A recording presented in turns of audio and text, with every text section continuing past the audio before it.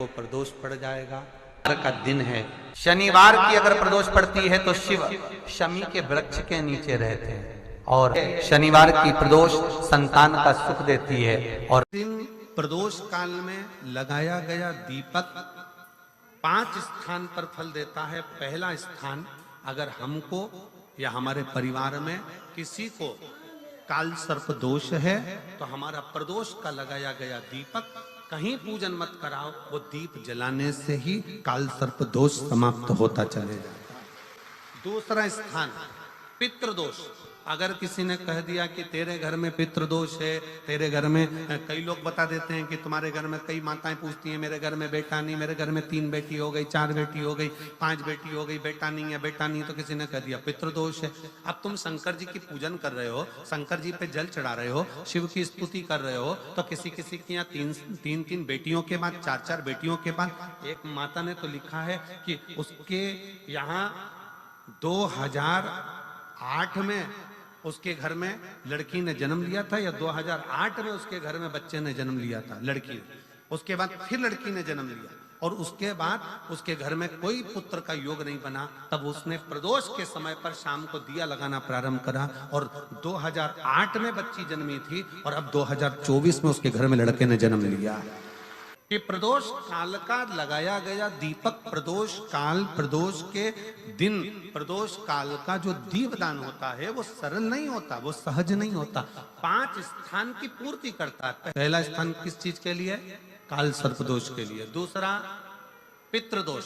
कैसा भी तुम्हें कोई पितृदोष बता दे, कितना भी तुमसे कोई कह दे कि तेरे घर में पितृ का दोष है, तेरे घर में ये दोष है, अगर आप प्रदोष के दिन, प्रदोष काल में अर्थात सूर्य अस्त के समय के 2:45 तक का जो समय होता है, 2 घंटे के समय का, उसके अंतर्गत अगर आप प्रदोष काल के समय में भगवान शंकर को दीप लगाने के लिए अगर पहुंचे हो तो वो आपको फल देगा ही, पितृदोष का निवारण होगा ही। चाहे तुम कुछ करो चाहे मत करो, वो पितृ की शांति करा दे।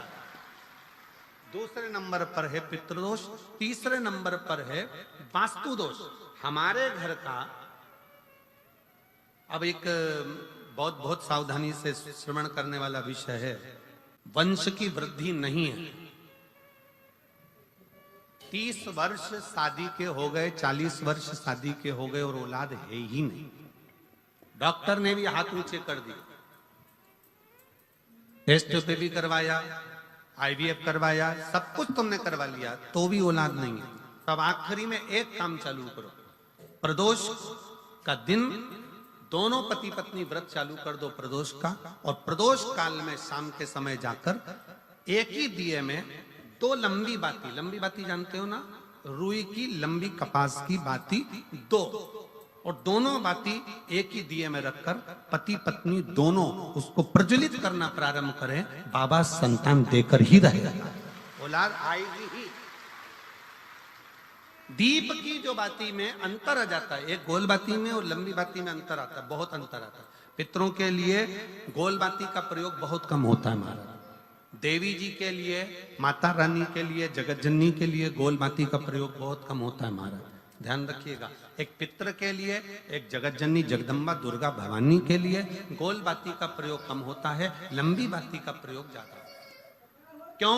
क्योंकि हमारे घर की कुल देवी और हमारे घर के पितर हमारे वंश की वृद्धि करें, इसलिए लंबी बाती रखी जाती है, जिससे हमारा वंश बहुत लंबा चले, बहुत उन्नति की ओर बढ़े, इसलिए लंबी बाती का प्रयोग किया। शिव महापुराण की कथा कहती है 5 जगह पर हमारा जलाया गया एक दीप जो प्रदोष के दिन, प्रदोष काल में लगाया जाता है, 5 जगह पर भारी पड़ता है। पहले नंबर पर, जम के बोलते जाओ, काल सर्प दोष। दूसरे नंबर पर पितृदोष।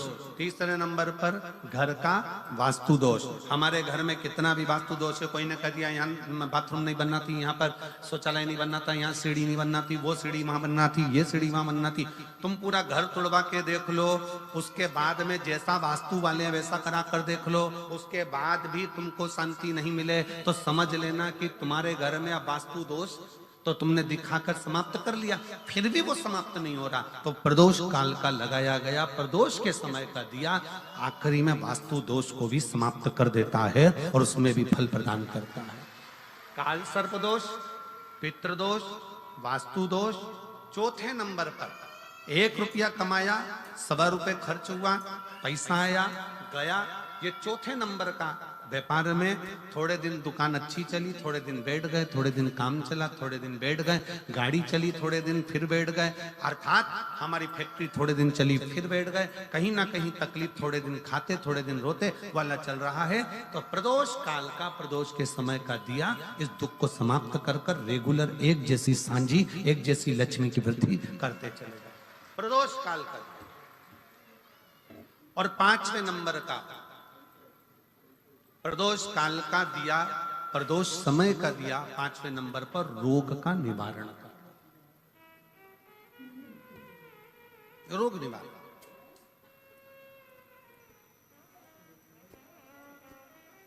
ये 5 स्थान जो बताए गए हैं प्रदोष काल के दिन, प्रदोष के दिन दीप प्रज्वलन के। प्रदोष व्रत का इतना महत्व है महाराज। ये प्रदोष व्रत होता क्या है?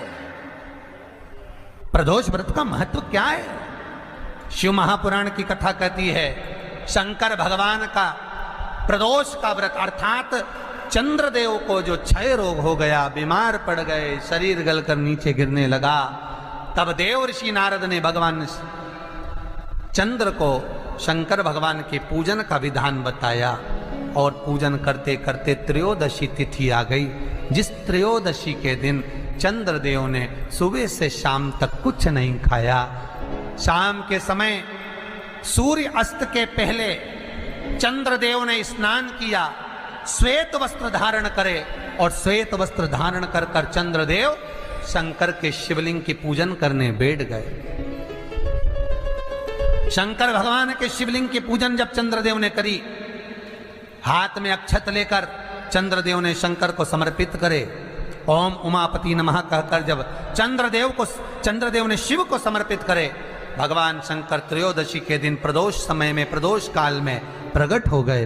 और प्रकट होकर बोले, ऐ चंद्र, तुमने आज मेरा अनुमोदन किया है, आज मेरा स्मरण किया है, जाओ आज त्रयोदशी के दिन प्रदोष काल में मैं तुम्हारे शरीर को स्वस्थ करता हूं। तब से ये प्रदोष व्रत प्रारंभ हुआ है महाराज। किसने करा है प्रदोष व्रत? भगवान विष्णु ने करा था। जब घोड़े का मुंह लगा, हयग्रीव अवतार, लक्ष्मी जी हंस दी थी तो घोड़े का मुंह भगवान विष्णु का लगा, तब भगवान विष्णु ने प्रदोष व्रत करा था। भगवान विष्णु प्रदोष व्रत 11, 26 अवश्य करना चाहिए। या तो 11 करो या 26 करो, करना चाहिए। प्रदोष कोई साधारण सा व्रत नहीं है, प्रदोष कोई निम्नता व्रत नहीं है, सहजता का। एक एक प्रदोष का महत्व शास्त्र वर्णन करता, शिव महापुराण कहती है एक एक प्रदोष का महत्व, एक एक प्रदोष। सोमवार की अगर प्रदोष पड़ती है, बहुत ध्यान से सुनना महाराज, सोमवार की प्रदोष पड़ती है तो शंकर भगवान कैलाश पर निवास करते हैं। मंगलवार की प्रदोष पड़ती है तो शिव काशी में निवास करते हैं। बुधवार की प्रदोष पड़ती है तो शिव रजत भवन में निवास करते हैं। गुरुवार की प्रदोष पड़ती है तो शिव गंगा के स्थल पर निवास करते हैं। शुक्रवार की अगर प्रदोष पड़ती है तो शिव नीलकंठ पर विराजमान होते हैं। शनिवार की अगर प्रदोष पड़ती है तो शिव शमी के वृक्ष के नीचे रहते हैं। और रविवार की जब प्रदोष पड़ती है तो शिव बेलपत्र के पेड़ के नीचे निवास करते हैं। महाराज, ये एकादशी शंकर से कह रही है कि आपका स्थान ये नहीं कि आप कैलाश पर मिले, उस बार को, उस तिथि के दिन, उस अनुकूल।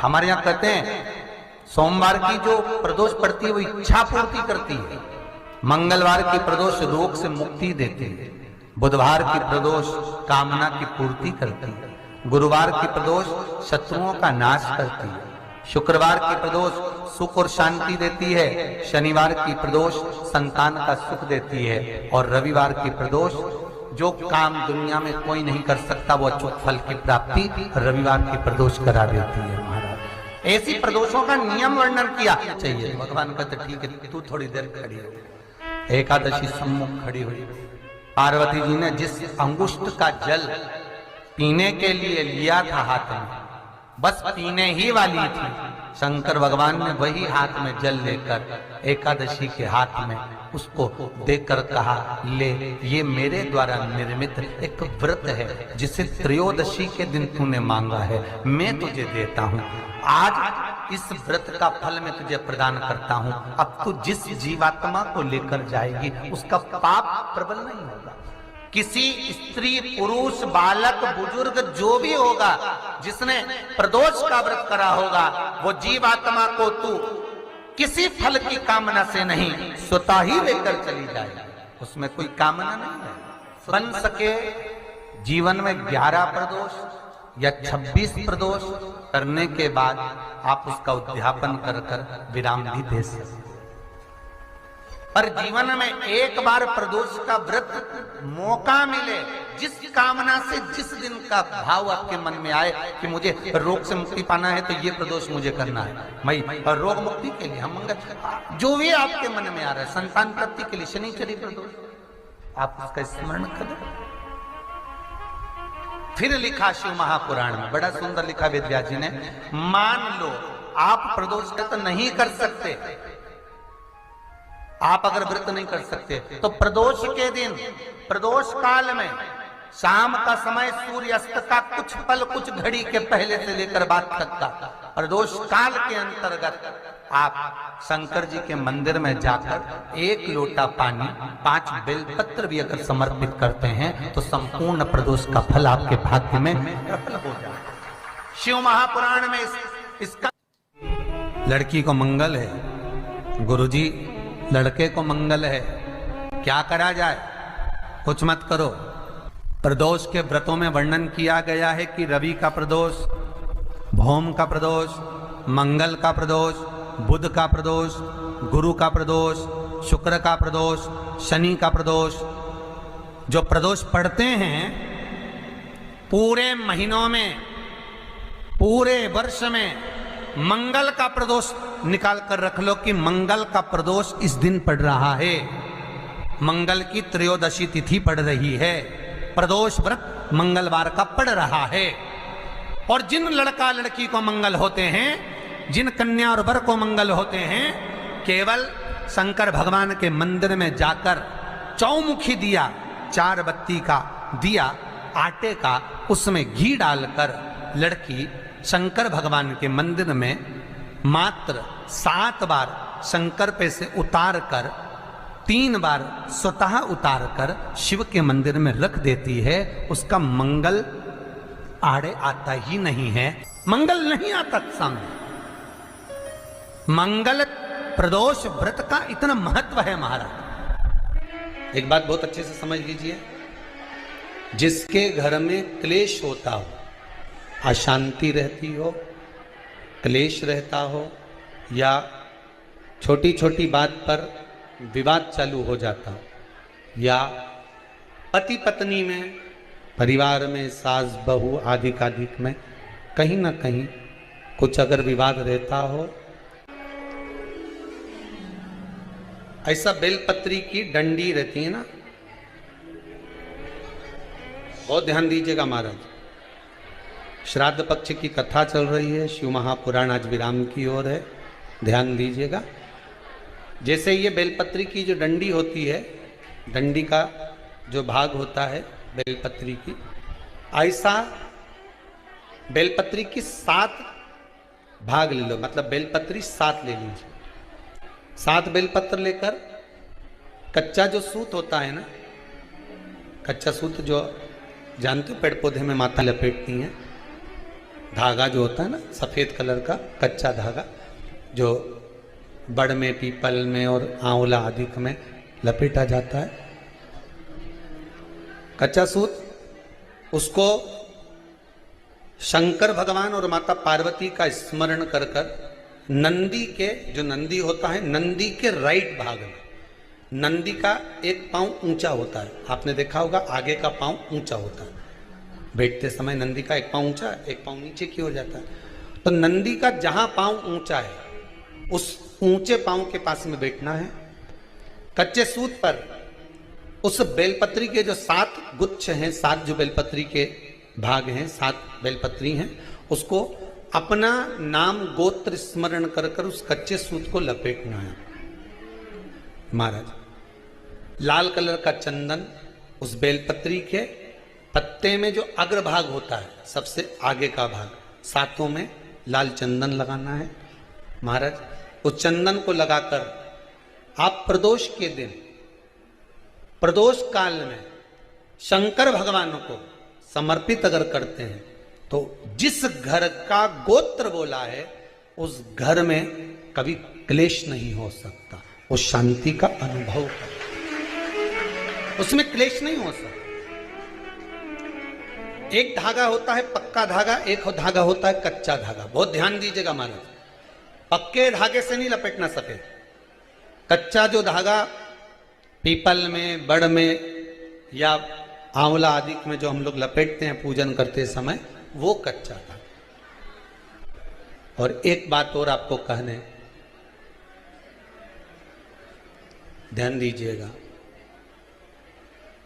अगर मान लो किसी पति पत्नी का तलाक तक की नौबत हो गई और तलाक नहीं कराना है, आपस में वापिस प्रेम बढ़ जाए, छोरी वापिस घर में रहे, बेटा उसको रखे, बहू रहे, आपस में प्रेम बढ़े, वो भले मायके चली गई हो, वो भले लड़का छोड़कर चले गया हो, अकेली रह रही हो और चाहती है कि मैं पति के साथ रहना है, तलाक नहीं होना चाहिए, हम दोनों में प्रेम रहे, वो संभाले मेरे को भी और मैं भी आदर करूं, वो भी आदर करे। तो मेरा निवेदन है, कच्चा जो सूत होता है, कच्चा जो धागा होता है, नंदी के ठीक पीछे बैठकर कोई साथ में आपके परिवार का कोई व्यक्ति चले जाए और हस्तकमल को, जिसको अपने परिवार में वापिस रहना है, उस स्त्री हो या पुरुष हो, दोनों में से कोई भी नंदी के पीछे बैठकर, सोमवार की जिस दिन अष्टमी पड़े उस दिन नंदी के पीछे बैठकर हाथ को ऐसा बंद करना है, हाथ में एक बेलपत्री रखना है, सीधी सीधी बंद कर कर 7 बार उस हाथ पर कच्चा सूत लपेट देना है, उस सूत को वापस निकाल लेना है। बेलपत्री के साथ, बेलपत्री के साथ में, और बेलपत्री को तो अपने पास में रखना। सबसे पहले माता पार्वती का जो हस्तकमल ऐसा होता है शिव मंदिर में, उस हस्तकमल में वो सूत जो आपके हाथ से निकला है वो उसमें डाल देना है, माँ जगत जननी से प्रार्थना कर कर, और जो बेलपत्री आपने संबंध को जोड़ने के लिए अपने हाथ में ली है वो शंकर भगवान के कटी भाग में, फिर निवेदन करूंगा कटी भाग को समझ लीजिए। ये शिवलिंग रखा है, जहां पर शंकर भगवान का शिवलिंग, माता पार्वती जी के हस्त कमल पर जो शिवलिंग रखा है, ये भाग कटी भाग कहलाता है। इस जगह पर जहां शंकर और पार्वती का मिलन हुआ है, उस जगह पर उस बेलपत्री को रख देना है। महाराज ज्यादा से ज्यादा 3-4 महीने लगते हैं, दोनों में वापिस प्रेम बढ़ जाता है, दोनों एक हो जाते हैं। तलाक तक बात चल भी रही हो तो वो तलाक समाप्त हो जाता है, प्रेम, करुणा, आसक्ति, स्नेह बढ़ जाता है। संबंध टूटने की कतार पर एक बार माता पार्वती को समर्पित तो करो अपना संबंध कि मां अब तुझे नहीं भाना, माना मैंने अपशब्द कह दिया होगा, माना मेरी गलती होगी, थोड़ी गलती उनकी भी होगी, पर दोनों की गलती है माँ, अब इस संबंध को तुझे निभाना। जब कच्चा सूत माता के हाथ में रखो तब माता को विनती करना, इस संबंध की डोरी अब तेरे को दे दी, दीन बंधु दीनानाथ मेरी डोरी तेरे, अब ये डोरी मैंने तुमको दे दी है, अब ये संबंध आपको निभाना है, अब ये संबंध मेरा। एक प्रयोग जरूर कर कर देखना, जिस दिन घर में क्लेश हो रहा हो, भाइयों में आपस में झगड़ा हो रहा हो, देवरानी जेठानी में झगड़ा हो रहा हो, सास बहू में झगड़ा हो रहा हो और शांति हो ही नहीं रही, बहुत प्रयास कर लिया तुमने कि शांति नहीं हो रही, तो प्रयास करो, प्रदोष के दिन एक बेलपत्र लीजिए,